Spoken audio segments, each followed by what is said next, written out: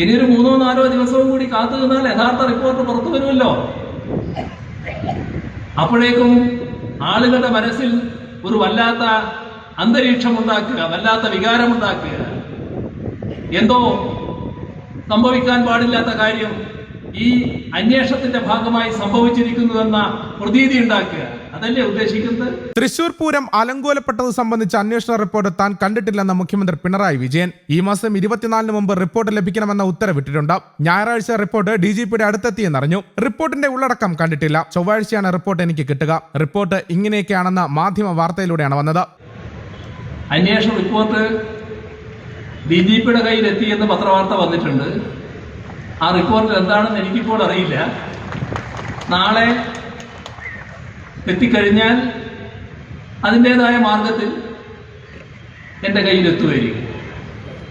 പക്ഷേ ആ report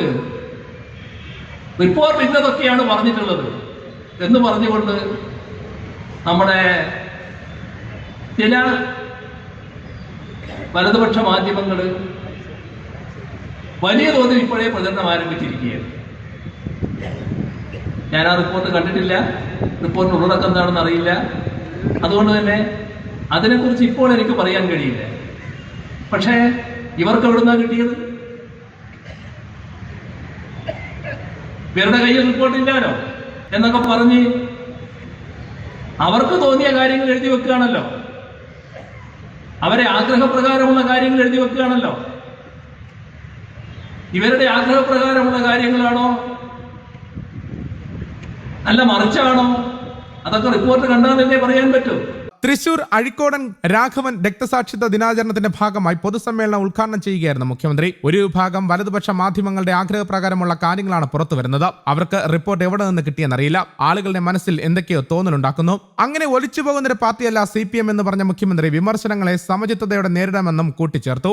red volunteer മാർച്ചിനും പൊതുജന റാലിക്കും ശേഷം തൃശൂർ തേക്കിൻകാട് മൈതാനിലായിരുന്നു പൊതുസമ്മേളനം. ചടങ്ങിൽ CPM ജില്ലാ സെക്രട്ടറി MM വർഗീസ് അധ്യക്ഷനായി. CPM സംസ്ഥാന കമ്മിറ്റി അംഗം PK ബിജു, മന്ത്രി R ബിന്ദു, MLA-മാരായ മുരളി പെരുന്നല്ലി, KK രാമചന്ദ്രൻ, NK അക്ബർ, സേവ്യർ ചിറ്റിലപ്പള്ളി, നേതാക്കളായ MK Kannan, KV Abdul Khader, UP Joseph, PK Shajan തുടങ്ങിയവർ പ്രസംഗിച്ചു. ശരിയല്ലാതായാൽ എത്ര വലിയ നെറികേടായിരിക്കും നിങ്ങൾ കാണിച്ചിട്ടുള്ളത്? ഈ നാട്ടിലെ വലതുപക്ഷ മാധ്യമങ്ങൾ ഇന്ന് പ്രചരിപ്പിച്ചുകൊണ്ടിരിക്കുന്ന കാര്യങ്ങൾ ഈ കൊടുത്ത റിപ്പോർട്ടിൽ അങ്ങനെയല്ല എങ്കിൽ എത്രമാത്രം നെറികേടാണ് നിങ്ങൾ ഈ നാട്ടിലെ ജനങ്ങളുടെ മുന്നിൽ അവതരിപ്പിക്കുന്നത്? നിങ്ങൾ നെറികേടുകൾ ഇതുമാത്രമാണോ കാണിക്കുന്നത്?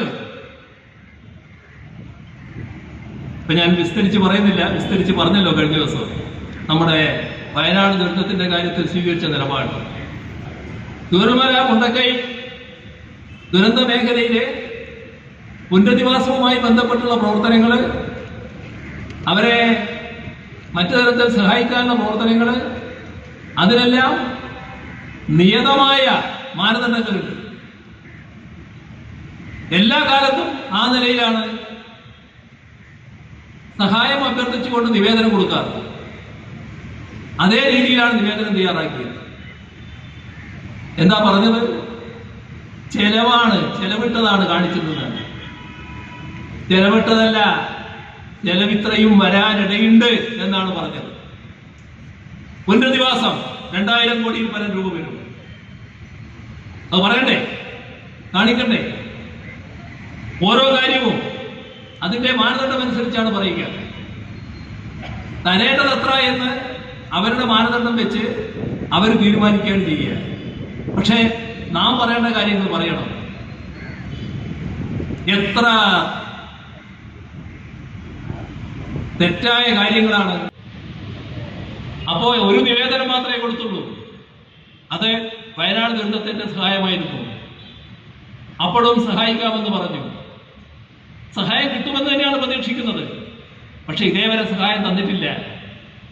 അതിനുശേഷമുണ്ടായ ദുരന്തത്തിൽ ചിലയിടത്ത് സഹായിക്കുന്നത് കണ്ടു.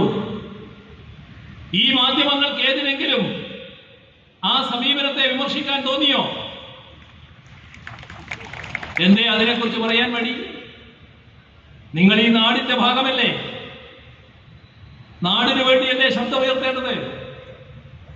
നാടിന്റെ താല്പര്യമല്ലേ സംരക്ഷിക്കേണ്ടത്? എങ്ങനെ നല്ല കാര്യമായി പോയി എന്നാണോ ചിന്തിക്കേണ്ടത്? അതിനുവേണ്ടിയാണോ നിലകൊള്ളേണ്ടത്? നിർഭാഗ്യവശാൽ അത്തരമൊരു നിലപാടാണ് നമ്മുടെ കേരളത്തിലെ വലതുപക്ഷ മാധ്യമങ്ങൾ സ്വീകരിക്കുന്നത്.